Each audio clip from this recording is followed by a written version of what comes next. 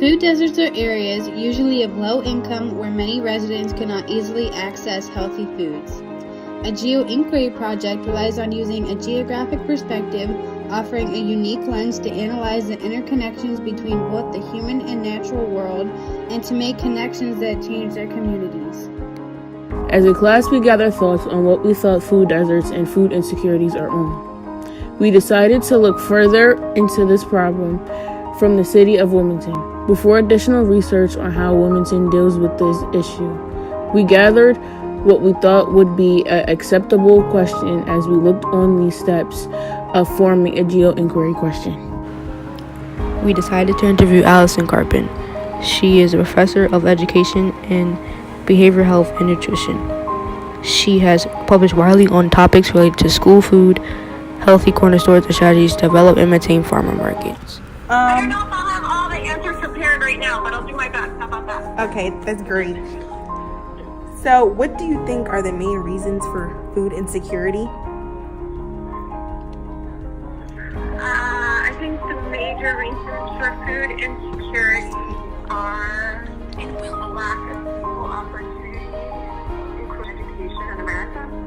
Okay. Do you have any suggestions on how we can help stop food insecurity in our area, Wilmington? Like I said, I really think it comes back to equal opportunity for jobs and education. As we talk about upstream and downstream. So there's these upstream causes that once they start trickling downstream end up in these other problems. So really, if you go upstream, the causes are lack of equal access to education and jobs, which stems from really just a whole host of problems, especially in Delaware.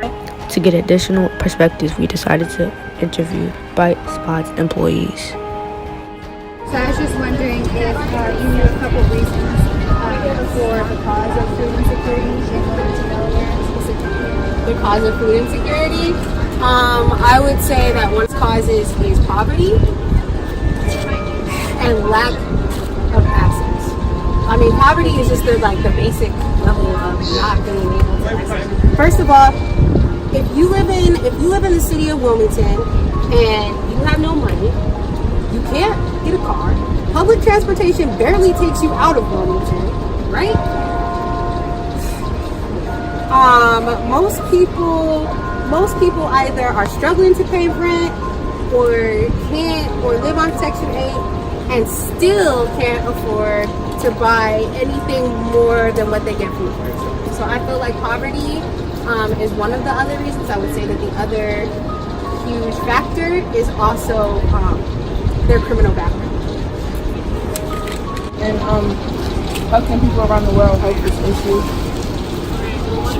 I feel like to me, like there's a couple of different ways. I think first of all is to become aware of this.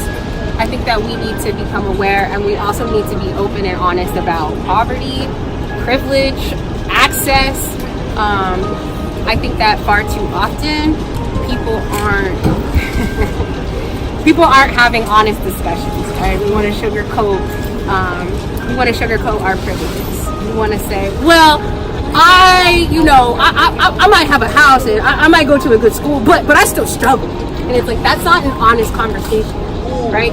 Because while you go to a good school and while you have a house, you still have access to more things than somebody in Wilmington who is in deep poverty would never have access to. You have access to a higher education, which means that you have access to a better job and a better school. Like, I think that there just needs to be honesty. We need to stop lying to ourselves and each other.